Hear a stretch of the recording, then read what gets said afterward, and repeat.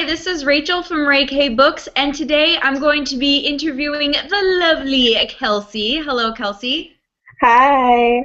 So, today we are promoting your newest book coming out next month, which is very exciting, Where Silence Gathers. Can you hmm please give the viewers a synopsis of this series? Yeah, Where Silence Gathers is a companion novel to Some Quiet Place. It's about a girl named Alexandra Tate, and she's the only survivor of a car accident when she was younger. And she can see personified beings, and the two central beings in this book are revenge and forgiveness. And when the drunk driver who killed her family is released from prison, she has to choose between them. Very nice. And so, what inspired you to write your first book? Some Quiet Place was inspired by just the first sentence, fear is coming. We did go into that a little bit in our last interview. Um, for this one, I wanted to continue exploring the personified beings, but I felt like I had already delved into the emotions, and I wanted something a little different, so I went with choices, and it was really fun. And what draws you to this genre? Young adult just has everything, and it's excellent writing, and it's just addicting. And I wanted to be part of that. So there's this article that came out on Slate like a couple days ago, Okay. and I want to know your thoughts.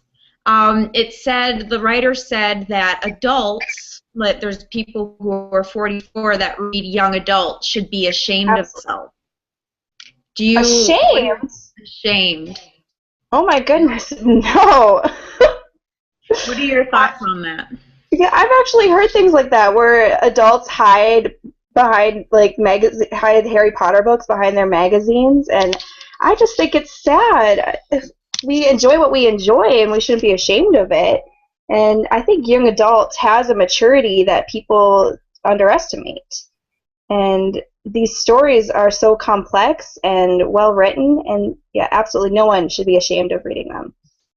So how do you think that you've evolved creatively from book one to book two? Well, it was more difficult writing this one actually because if you remember, Elizabeth from Some Quiet Place was emotionless, and ironically, that was way easier for me to write.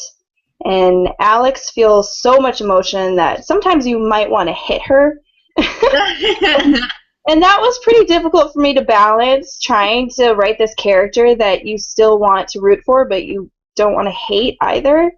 And that was a challenge. So I feel like I've evolved in that. I've learned how to balance my characters, yeah, and keep true to them at the same time. Do you think that you would like to write characters that you hate, or is that not a thing that you would like? I mean, I haven't. It's more about the story for me. So if the story calls for a character that I hate, then I will have to go with it because I want to remain true to that. But so far, every story I've written, I think my characters have redeemable qualities. So, yeah. And so what was the hardest part about writing this book? This book was, again, just there was a lot of darkness. I think even more so than Some Quiet Place because Alex is grieving and she's an extremely angry and resentful character. So that was really difficult to do. If you had to choose, which writer would you consider a mentor? Well, actually, Libba Bray she's what got me into young adult, and I actually tried to follow in her footsteps by getting the same agent back when I was trying to get published.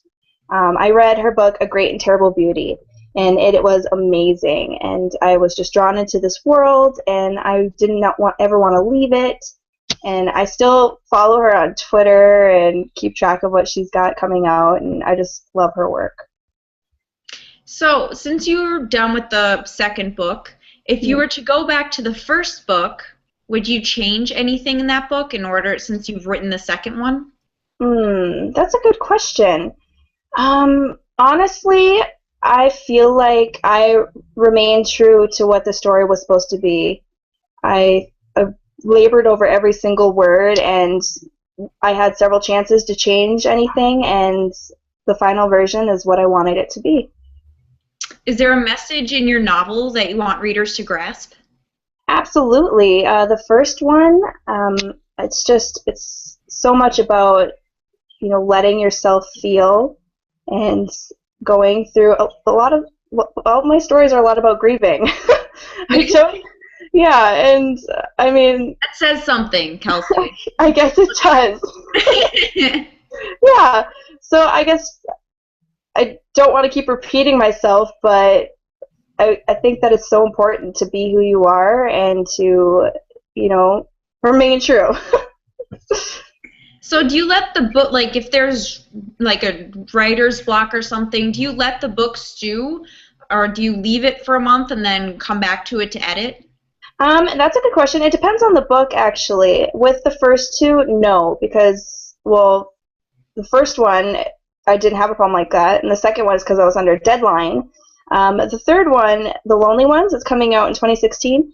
I have been letting it sit for a little bit just to try to figure out how to make the changes that my editor suggested and the best way to make the story come out the best it can on the page. What do you think of trailers for books? I love trailers. I haven't had a really opportunity to do one for my own work, but they're so fun to watch. And if they're well done and they're a great representation of what the book is, it just gets the excitement going. So do you aim for a set amount of words or pages per day? I used to. I used to aim for 1,000 words a day, but not so much anymore, actually. I think just because now I have a little more time, I'm not under so much of a crunch, so I want to, I just want to keep thinking about the story, and I don't want to rush it. So, where can you see yourself in 5 years? In 5 years, I hope that I am doing well enough with my writing that I don't even have to get dressed and spend all day at my laptop stuffing my face and writing. That's my dream. And now the next 3 questions are going to be about teams. Okay. Number 1, are you team Edward or Jacob? I guess I'd have to say Jacob. Yeah. Are you team Gail or PETA? PETA. And then are you team Simon or Jace? Jace. It'd have to be Jace. So, since all of these are books that got turned into movie, what's your favorite book turned movie? I don't know if this is applicable, but I just went and saw The Fault in Our Stars. Oh, did you like it? Oh my goodness. I probably cried about 6 times, and by the end of it, the entire theater was sniffling, and a woman behind me goes, "That was like a workout!" Oh my, yeah, I loved that movie. I can't wait to buy it. So if you could be best friends with one of your characters, who would it be? It's going to sound a little sadistic, but probably Fear. Just because he's beautiful and he keeps things interesting. And then for your own reading, do you prefer ebooks or traditional paperback? Traditional. Yep, my shelf is ridiculous. I like being able to see my collection and to hold and maybe even sniff them once in a while. Love that smell. Yep. Mm-hmm. So are some of these the things in your books, are they experience based on someone you know or events in your life? Some of them are. If you remember in Some Quiet Place, there was a character named Maggie who had cancer, and I did lose a family member to that, so I did channel a lot of that. A lot of the family aspects, I think, I have experience with, so I use my own. Yeah. What are you reading now? Right now I'm reading a ridiculous stack, but I'd say the one that keeps coming forward is Jellicoe Road. I can't remember the author's name, but it's a slow start, so I keep having to push through, but my friend Gabrielle Carolina from Mod Podge Books, she keeps insisting that I need to finish it. So I'm trying. Are you still in school? I am, yep. I did graduate this summer, and then I found out that I'm 10 credits away from another degree, so I'll be going back for another year. Nice. Yeah. What degree? Creative writing. No, so you can have a degree in creative writing? Yeah. Uh-huh. I didn't know that. Yeah, I have an English degree now, and I'm going back to get a creative writing degree. Oh, well, congratulations. Well, thank you. So, so are you what's your next step, your next chapter in life once you've graduated? Um, Honestly, I have no idea what comes next, and that's kind of terrifying. So I'm just kind of focusing on my writing because that's really the one thing I do have control over. So, yep, my current project is The Lonely Ones. And are you like, do you have any other book ideas that you're getting on paper? Always. Yeah, nothing I can really talk about right now, but I do have some young adult projects in the works as well. So is this going to be a trilogy like with this Um, current? no, actually, I think, I mean, I have no idea what could happen. Maybe a third book will come and inspire me, and I'll have to get it down. But as of right now, I feel like I'm finished with that world and that I've done it justice. So that's what I'm thinking right now. What's a genre that you want to write in next that you've never done before, and what's a genre you will never write in? Well, I've got middle grade down, so I guess the next genre I want to tackle is adult. And a genre I probably will never tackle is nonfiction. Like that's so that counts as a genre, doesn't it? It counts. It counts. No worries. So, is there oh, I asked that question. I have like a list of questions here, so That's all right. bear with me.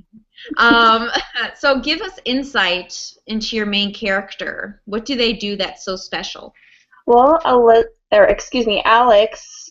Um, One kind of interesting thing she does, I haven't seen in other books, is she sits outside of Nate Foster, that's the drunk driver. She sits outside of his house every night with a gun, which is very dramatic and very terrifying. Um, yep, and she usually has revenge sitting in the passenger seat, and she's just searching within herself to find the strength to carry out this horrible deed she's put upon herself. And now we're going to play a game called Would You Rather? So, for those of you who don't know, Would You Rather would ask Kelsey a question like, would you rather eat apples or oranges for the rest of your life? And then she'd have to say apples or oranges. But this is literature edition. Ooh, I like it. Yeah, the first one is, would you rather live in the world of Hunger Games or Divergent? I would have to say Divergent because at least they get fed. Would you rather fight next to Hermione from Harry Potter, Katniss from Hunger Games, or Tris from Divergent? Hermione, she may be know-it-all, but she's fun. Would you rather read a book that is poorly written but has an excellent story, or read one with weak content but is written well? I would have to say weak writing, excellent story because at least I'm entertained. Who would you rather, I know you're kind of a little young, but who would you rather have as a child, Harry Potter or Hermione Granger? Hermione, I think, just because we could spend some girl time together. Would you rather write novels where all of the characters are women or all men for the rest of your writing career? All women, I know how they think. Would you rather write a book without using conjunctions or have every sentence of your book begin with one? Without. Mm-hmm. Would you rather write a plot twist you hated or write a character you hated? Character. Yep. Would you rather a super successful movie be made from one of your books or a long-lasting television series? Long-lasting television series. And then the last one is, would you rather critics rip your book apart publicly or never talk about it at all? Publicly, rip apart. At least it draws attention to it. Very true. And that concludes our Would You Rather game. Woo! So fun. Gold star. So, to question 10 about the critics, do you read like bad reviews of your books? I used to, not so much anymore, just because I doubt myself so much that I really don't need anyone else's. So there is controversy a little bit on Goodreads, and that is kind of bloggers versus authors. Like bloggers or reviewers, I should say. They post a review on Goodreads, and then authors comment on it, and there's some on it. So, what are your thoughts? My thoughts on that are that authors probably should stay away from Goodreads. It's not a site for us. It's for the reviewers and for readers looking on opinions on these books.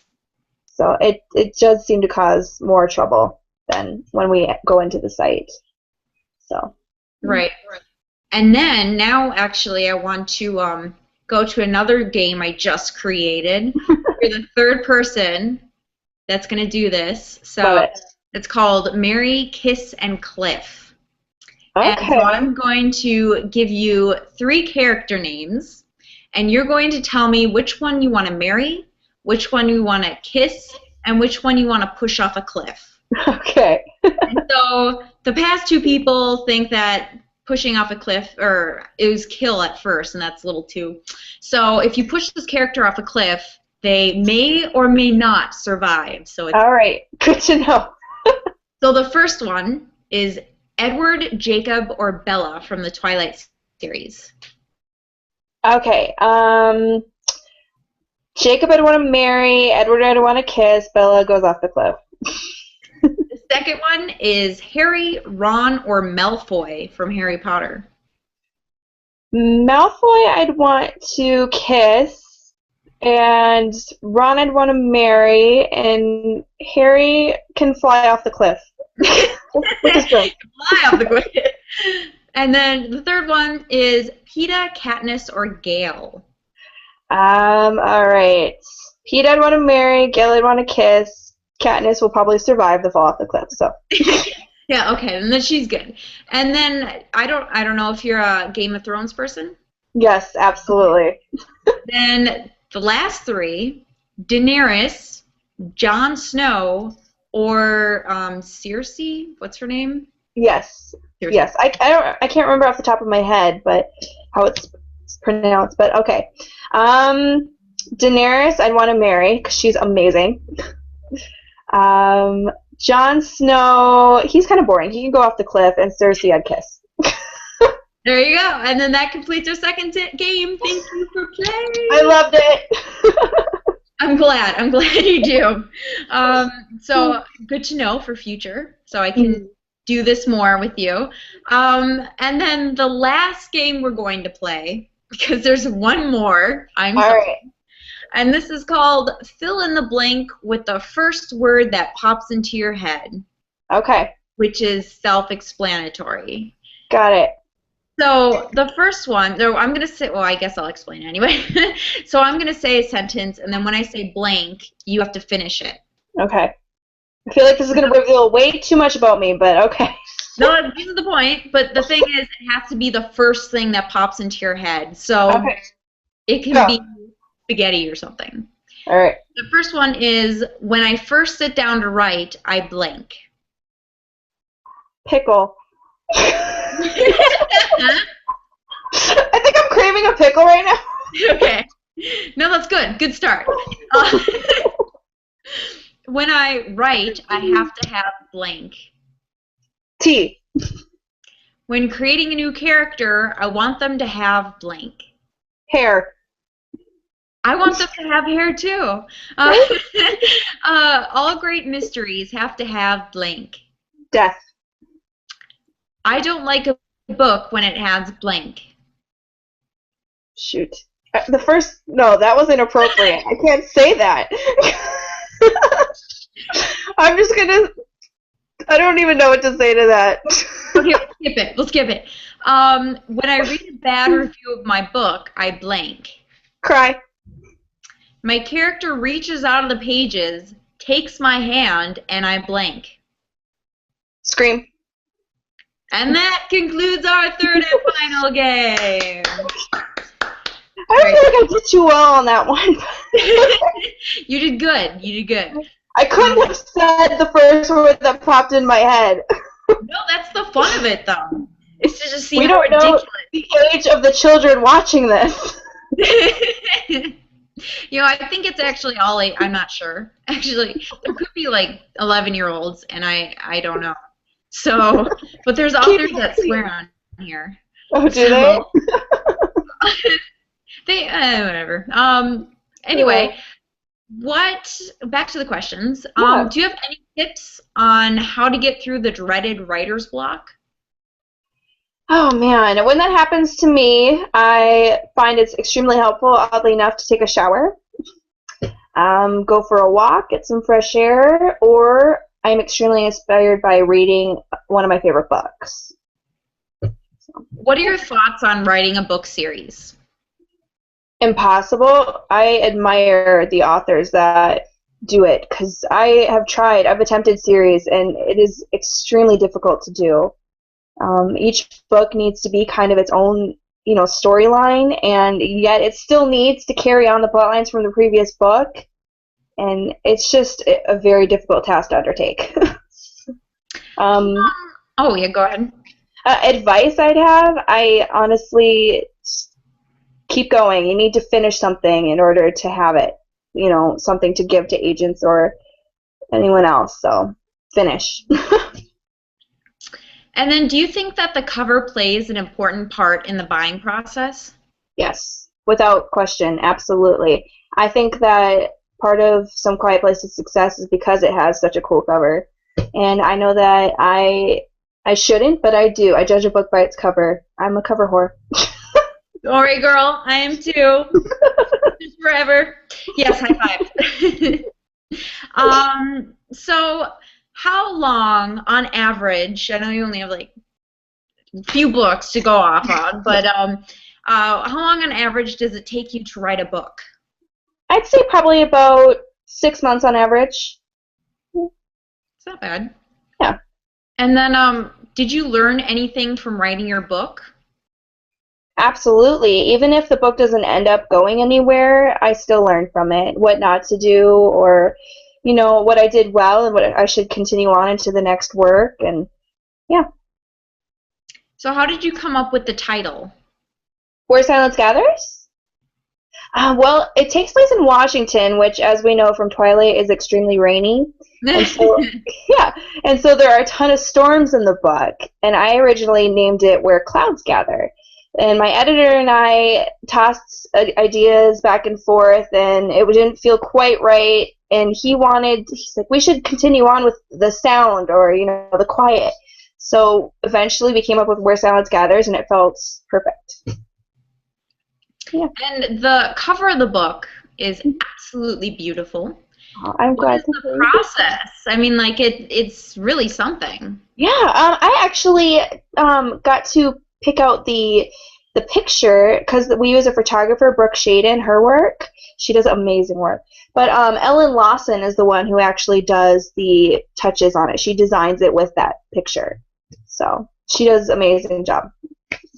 It's really great that you get a say in your covers. I mean, Yeah. authors say that they don't get that, so you Yeah. lucky. I was, yeah. So, do you know kind of like the process of the cover? Like, did you meet the model? No, I didn't get to meet the model. Brooke Shaden, she does the work. She doesn't do it just for me to use it as a book cover. She does it as, this is what I feel like taking a picture of this week. And I saw it on her Facebook page, and I showed it to my editor, and I said, hey, do you think maybe we could use this? And it turns out it was okay. So we had to get permission from the photographer, but it worked out. Do you think that, I know that some authors do this, but when they go on tours and stuff, they also bring their cover model. Do you think you'd Yeah. want something like that? Honestly, I mean, I heard of Becca Fitzpatrick doing that, which sounds so cool. I don't know if you heard about it, but she had these ripped guys standing by her with these angel wings. Ah, And I mean, while that sounds amazing, I don't think personally I'd like to do that just because I'd like to focus on, talking to each of my fans and not having too much going on around us, if that makes sense. so we talked about what the hardest part of writing is. I think I forgot, but did we talk about what the easiest part is? We didn't. And I think the easiest part was the exchanges between Alex and revenge and forgiveness. their conversations came just really easily to me. Do you think it's because they kind of are meant to be together, or they click so well, or? Yep, I mean, they bounce off of each other really well, and these characters were really vivid in my head, and I knew what they wanted to say, and I knew I wanted to get them from point A to point B, and it was easy to get them there. So some authors, plotline the whole book, and some just have an idea and start writing. Mm-hmm. With Some Quiet Place, I totally winged it. With Where Silence Gathers, I did have to have a basic outline because I sold it on proposal to Flux. So that was planned. A lot did change along the way, but most of the basic plot lines stayed the same. And for the Lonely Ones, that one I was able to wing because it wasn't on contract. So. Right. And so are you starting on your new book that you have an idea on?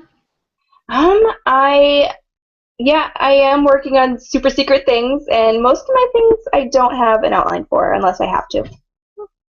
Is there already sold to Flux? No, my contract with Flux has been fulfilled. I loved working with everyone there, and we might work together again one day. I just don't know. Time will tell. Time will tell. Time will tell. And that concludes our interview. Thank you so much, Kelsey. I had a lot of fun talking to you again. You were my first interview, and it's awesome that you came back another time. Thanks for having me. Yes. So good luck on your book release, and I hope it does well. And I can't wait for more books from you. Thank you. I appreciate that. Okay, bye. Bye.